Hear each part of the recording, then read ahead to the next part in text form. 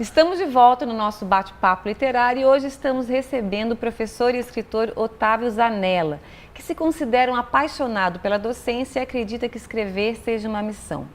A literatura não só diverte e emociona, mas também contribui para a educação e formação dos nossos jovens. Um dos objetivos do bate-papo literário é incentivar para que as pessoas leiam mais. Por isso, a cada programa a gente dá uma dica literária.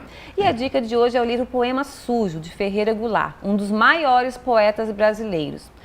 O livro nasceu num momento difícil da história do país, em circunstâncias dramáticas do escritor, que teve que se exilar na Argentina por lutar contra a ditadura militar.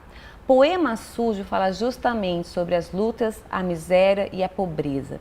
Em 2008, este longo poema completa 42 anos de sua publicação.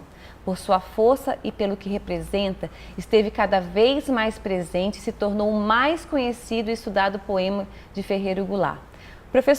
Professor, falando de poemas, né? Quem são os poetas ou escritores que você gosta de ler ou que você tem como referência? Olha, o Ferreira Goulart, ele é admirado por mim porque ele tem a alma do povo dentro dele. A alma sofrida, a alma sentida, a alma injustiçada, a alma massacrada pelos sistemas. Exatamente. Esse poema é um livro, né? É um livro. É um livro. E ele é muito profundo. Tem umas passagens assim meio bárbaras no meio, mas isso faz parte porque a vida não é tão doce como aparenta ser em algumas poesias. Certo. Então, me parece assim que ele é essa força. Eu adoro demais o Vinícius. Ai, ele é muito sábio. Vinícius de Moraes é meu Ele ídolo. tem uma sabedoria incrível. Tem. Adoro a simplicidade e, ao mesmo tempo, a profundidade temática do Manuel Bandeira. Manuel Bandeira, olha só. Meu tema de... Eu achei que o senhor ia falar Manuel de Barros, quando falou... Não, é muito bom também, Manuel Bandeira. Eu acho ele perfeito. Que legal. Né? Não tem quem não leia, não entenda as palavras dele. Com palavras simplesinhas, ele vai fundo. Meu escritor do meu mestrado foi o Carlos Drummond de Andrade. Eu admiro o Drummond como a maior força poética brasileira de todos os tempos. Admiro assim, a multiplicidade temática dele. Recentemente, para o ensaio do mestrado que eu fiz sobre um ensaio sobre os poemas eróticos de Carlos Drummond, que ele lançou, legal. Foi póstumo, né? Muito interessante. Eu não consigo imaginar Drummond escrevendo os poemas. E ele é um cara tímido, um cara muito. E ele colocar essa sexualidade no papel. Meu Deus, me surpreendeu demais. Por exemplo, a primeira relação sexual que ele teve com uma lavadeira, ele narra isso. Então... Né? Como é que foi, e a imagem que ficou na mente dele, tudo isso. Incrível. Eu não posso também deixar de lembrar aqui nesse momento um menino que estudou comigo, primeira série do seminário, Alcides Bus. O nosso poeta catarinense tem uns 20 livros editados, né? Da minha geração. Eu trouxe aqui para Tubarão o curso de letras uma vez, junto com o Felipe, e levei-o mais uma vez depois para Aranguá. Ele fez um trabalho maravilhoso conosco. Realmente ele é bárbaro. E por fim, eu não posso esquecer, os alunos acham que é o poeta que eu mais gosto, não sei se para mim talvez não seja, mas admiro demais, é o Fernando Pessoa. Né? São brilhantes, né? Mas não sei se me inspiro em algum deles. Eu acho que a vida me inspira mais. Diferente. Né?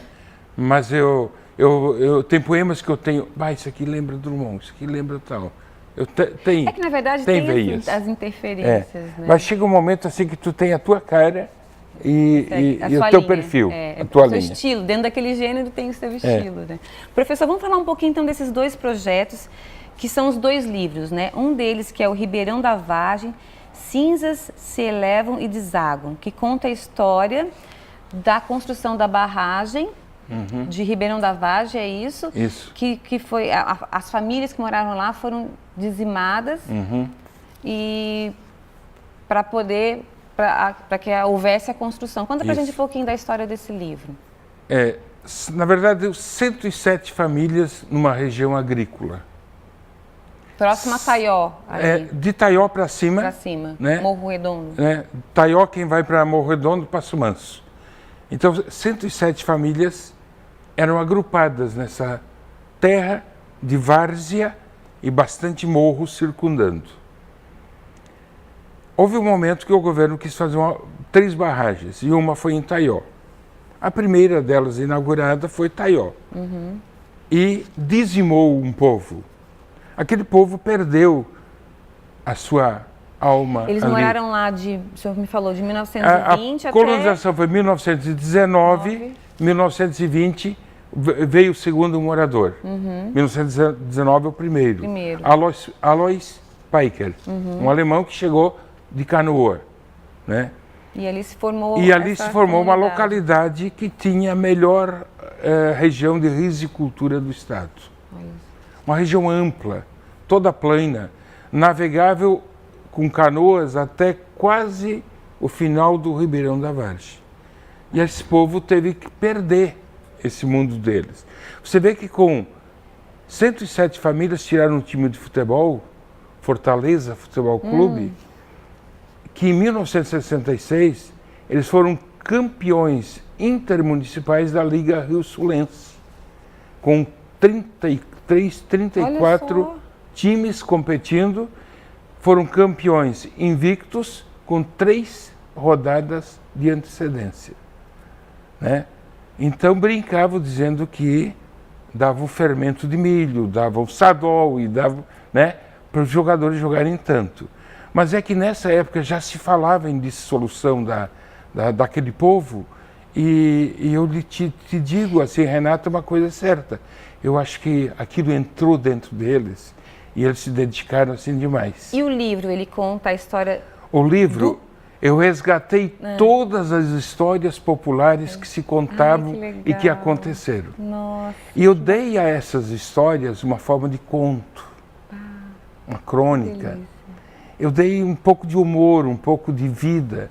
Eu tentei me colocar no lugar daquelas pessoas que viram um caminhão cheio de mudanças saindo daqui e a filha não consegue olhar da casa dela, ela sobe no morro para ver a poeira do caminhão por mais tempo na estrada.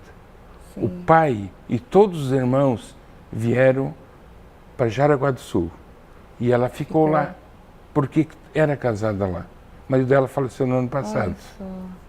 Professor, eu fiz um poema valorizando a postura do marido dela no ano passado. Eu já vou te convidar hoje para voltar aqui no lançamento do livro. Isso. Porque daí eu quero falar especialmente sobre as histórias do livro, porque eu acho que é muito interessante. Tem muita coisa interessante. A história de um povo, né? A história de um povo. E é uma história que é difícil hoje fazer algumas pessoas entenderem, alguns entraves. Pois é. Porque quando tu fala em memória, tu vai mexer com pessoas descendentes vivos. Exatamente. E algum fato narrado lá, alguém pode não gostar. Achar que não foi bem daquela maneira. Que não foi bem daquela maneira. Mas a gente se protege. Com certeza. Muito obrigada por ter vindo. Já fica então um convite para o lançamento do livro de voltar e a gente dedicar um programa então ao livro que vale a pena. E eu conversei hoje com o professor e escritor Otávio Zanella. E o Bate-Papo Literário está no ar aqui na Unisul TV. Se você não conseguiu assistir o programa inteiro ou gostaria de assistir novamente, ele vai estar disponível na minha página do Facebook, facebook.com/Renata Meadalbó, ou pelo canal do programa no YouTube chamado Bate-Papo Literário. Vá lá e inscreva-se. Queria muito agradecer às empresas e às pessoas que apoiam o programa e também a companhia de vocês, é claro. Espero todos novamente no nosso próximo Bate-Papo Literário. Até lá!